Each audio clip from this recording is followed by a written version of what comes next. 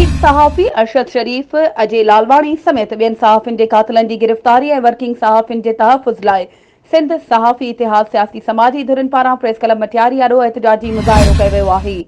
इन हवाले सां वधीक तफ़सील ॾियण लाइ असां सां लाइन ते मौजूदु आहे मटियारी मां CN न्यूज़ जो रिपोर्टर फिदा हुसैन सोलंकी। जी फिदा हुसैन, छा तफ़सील आहिनि? शहीद सहाफ़ी अरशद शरीफ, अजय लालवाणी समेत ॿियनि सहाफ़ियुनि जे क़ातिलनि जी गिरफ़्तारी ऐं वर्किंग सहाफ़ियुनि जे तहफ़ुज़ लाइ सिंध सहाफ़ी इतिहाद सियासी समाजी धुरियुनि पारां प्रेस क्लब मटियारी आॾो एहतिजाजी मुज़ाहिरो कयो वियो। आज़ाद सहाफ़त ज़िंदाबाद, कलम जा पोरिया ज़िंदाबाद जा नारा हंया विया।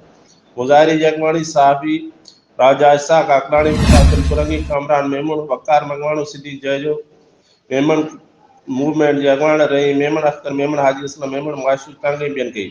एहतिजाज कंदड़नि जो चवणो त क़त्ल थी वियल सहाफ़ियुनि जे खून सां इंसाफ़ कयो वञे ऐं वर्किंग सहाफ़ियुनि खे हर हंधि तहफ़ुज़ फ़राहम कयो वञे। सहाफ़त आज़ाद आहे, सहाफ़ियुनि खे आज़ादीअ सां कमु करण घुरिजे। महिरबानी फिदा हुसैन तफ़सीलनि खां आगाह करण जे लाइ।